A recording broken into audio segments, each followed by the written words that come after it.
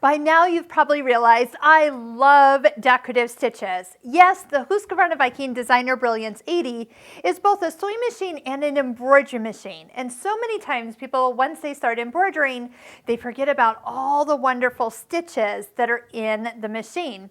And one thing that we talk about is creating a stitch book. A stitch book is pretty much a row of every decorative stitch that is in this machine. Usually as you start to go through a menu, you will find that as you start to stitch them, they look better than what you see on screen. So sometimes when people go, yeah, whatever, but then you see it sewed out on fabric, in thread, you have a whole new appreciation for the stitch. So sometimes what I'll do is really just put the edge of the last decorative stitch right next to the edge of the presser foot and just push the start-stop button. Now, some stitches have a longer repeat than others. When I'm done, I'll touch the scissor button, let it finish out the stitch, a lock and a cut. I'm not even holding the foot control down, so these become very easy to do. So I mentioned about a stitch repeat. So for example, this stitch has a stitch length of 12 millimeters. That's from the beginning and end of its pattern is 12 millimeters. But as we find other stitches, that number grows. This is a much bigger repeat. Now do remember that the stitch you see on screen is actually the final stitch look or size that will be on the fabric. Now this one goes up to 7.8. It will have a little bit of a hop left to right, as you'll start to notice with some of these decorative stitches. As we go forward, I'll just have to kind of find some that are a little bit bigger there. There's one 15 millimeters wide. Even recommends the S foot, which is required for stitches that start to really go sideways and fill out a little bit wider than the normal 7 millimeters wide. So you can find, I mean, really there's one that's 9 millimeters. That gives you an idea what we're talking about.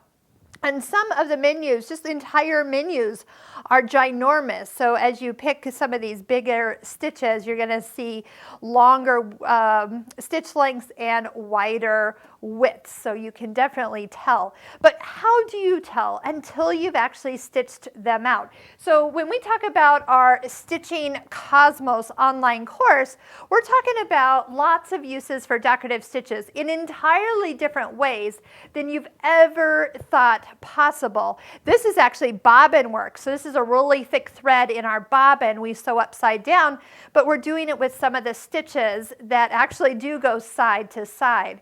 This is one we've actually done with a twin needle. You can see the two colors. It's one of those sideways motion stitches also, but with a twin needle you see lots of varieties.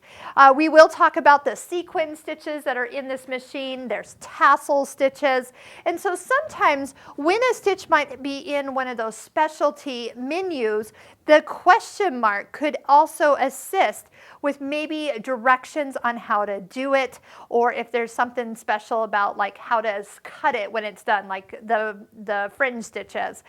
There are also in the Joy OS Advisor, which is the sewing machine at the top corner or top center, you're going to find dimensional stitches in each of these. There are lots of different ones with the videos to go along with them. So if you're unsure how those are specialty stitches and how they're supposed to be made, definitely keep in mind or check out our videos as well. The Stitching Cosmos online course is definitely a place that you can check out. You can also see how to make your own stitch book and my recommendations on how to do it. We'll link over to those videos as well below, and you can definitely check those out for free. So hopefully you'll join us for the rest of these videos, plus our amazing Husqvarna Viking Stitching Cosmos online course.